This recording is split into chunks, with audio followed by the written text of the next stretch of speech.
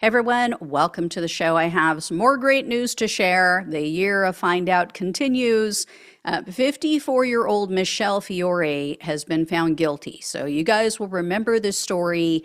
I have some pretty interesting details to share. And if you're new to this story, here's the basic details. So Michele Fiore, she's from Nevada. She aptly calls herself Lady Trump. Of course, she means it in a good way in her view, but it's clear she aligns with the apricot Antichrist because they're both criminals. So, of course, Fiore fit in perfectly with the Republican Party. She unsuccessfully ran for governor of Nevada, but she was once a former state legislator. She was also the Las Vegas mayor pro tem. And then 2 years ago, she was appointed as a justice of the peace. Well, what got her in trouble was a fundraiser that she set up. It was about 5 years ago. She received tens of thousands of dollars under the guise of erecting a statue for a slain police officer. It was a man named Alan Beck. So instead of using the money for the statue, Fiore was busted for using the cash on things like plastic surgery, other personal expenses. In total, she spent $70,000 of donors' money. Never paid for the statue. It ended up being paid for by another entity. So her trial wrapped up last week. And of note, there was a forensic accountant who testified. And they said that one day after Fiore received a $5,000 donation from the local sheriff, Fiore's daughter, a woman named Sheena Siegel, she withdrew all of the money, and then she used it to purchase money orders. And then she used those money orders to pay her mother's rent and other personal expenses. The accountant also detailed other similar transactions. They said that, she used some of the donations to pay for her other daughter's wedding.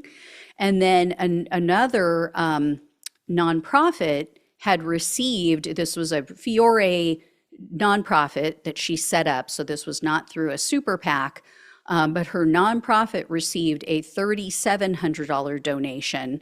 And her daughter, again, Siegel, cashed that check, and then someone sent in $3,620 to Fiore's plastic surgeon. So they said literally as the money was coming in, she was spending it immediately.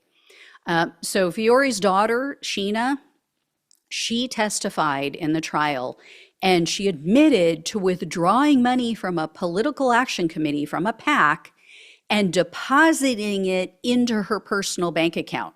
So it's like a record scratch moment in the courthouse, from what I understand, because the prosecutor stopped everything and said, basically, you just admitted to committing another federal crime.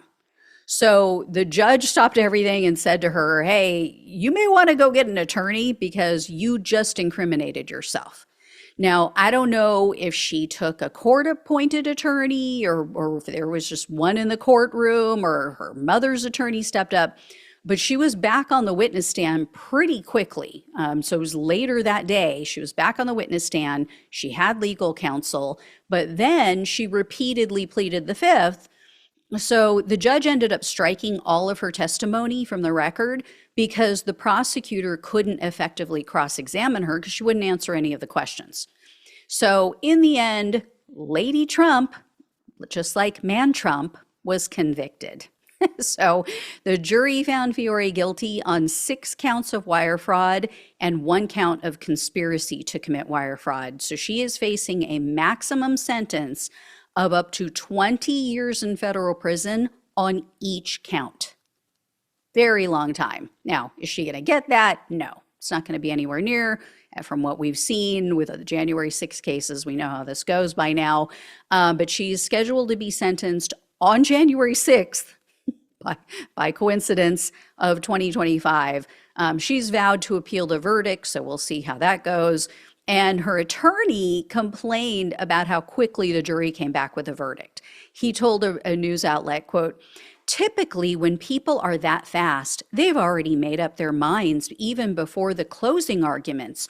So it had to have been some type of testimony that had occurred in the middle of the trial that caused the majority of them to say, oh, that's all we needed. You mean like a paper trail of like, we got the money, we spent the money. It never got paid to the company that was creating the statue.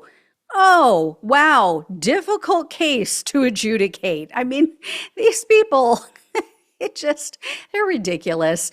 And I wanted to share a couple details about Fiore that are unrelated to this case, but definitely tell you, what we're dealing with here. Fiore's fellow city council member, when she was a city council member herself, there was another woman who sued her. And in the lawsuit, she claimed that Fiore had created a hostile work environment and that she physically attacked this other woman. And then when Fiore ran for state treasurer in 2022, she ran a campaign video, this ad, campaign showing her shooting beer bottles with things on that were written on it like vaccine mandate, critical race theory. I mean, they call us on the left culture warriors, but that is all they have. That's the only thing they have to bitch about. So anyway, I'll let you know when she's sentenced. I'll let you know how that goes down, and hopefully it's something decent. Get her off the streets. But guess what? Guess who won't be voting for Trump in November? Because she just got convicted of multiple felonies. Yay. Good job, Fiore. Lady Trump. Yeah, so fitting. All right, I will let you all know what happens. Thank you so much for watching and listening. Please like, please share, and subscribe to the channel if you have not.